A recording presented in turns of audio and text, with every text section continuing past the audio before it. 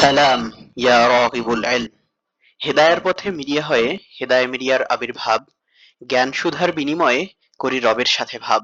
প্রিয় রগিবুল ইলম, আজ বুখারী পড়ি সিরিজের 52তম পর্ব। আর আজ আমরা শিখতে চলেছি 41 নং পরিচ্ছেদ থেকে। পরিচ্ছেদ শিরোনাম প্রত্যেক মানুষের প্রাপ্য তার নিয়াত অনুযায়ী।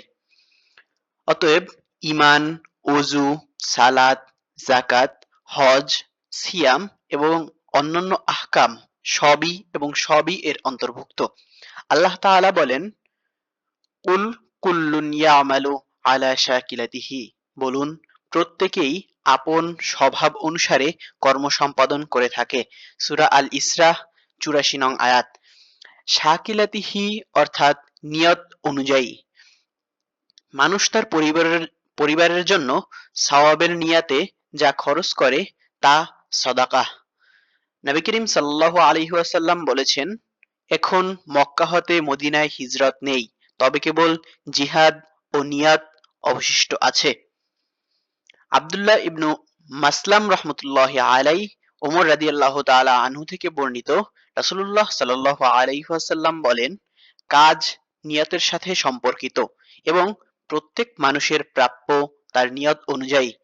অতএব যার হিজরত হবে আল্লাহ ও তার রাসূল সাল্লাল্লাহু আলাইহি ওয়াসাল্লামের উদ্দেশ্যে, তার হিজরত আল্লাহ ও তার রাসূল এর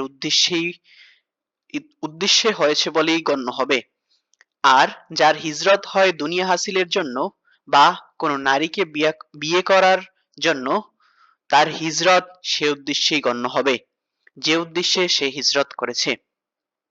আন উমার আন্না রাসূলুল্লাহ সাল্লাল্লাহু আলাইহি ওয়াসাল্লাম قال العمل بالنيات ولكل امرئ ما نوى فمن كانت هجرته إلى الله ورسوله فهجرته إلى الله ورسوله ومن كانت هجرته لدنيا يصيبها أو امرأة يتزوجها فهجرته إلى ما هاجر إليه।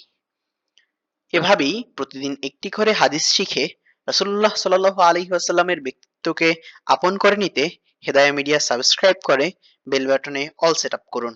আর ফেসবুকে ফলো করুন, যাতে রাসূলুল্লাহ সাল্লাল্লাহু আলাইহি ওয়াসাল্লামের কথাগুলো আপনার কাছে পৌঁছে যায় সবার আগে।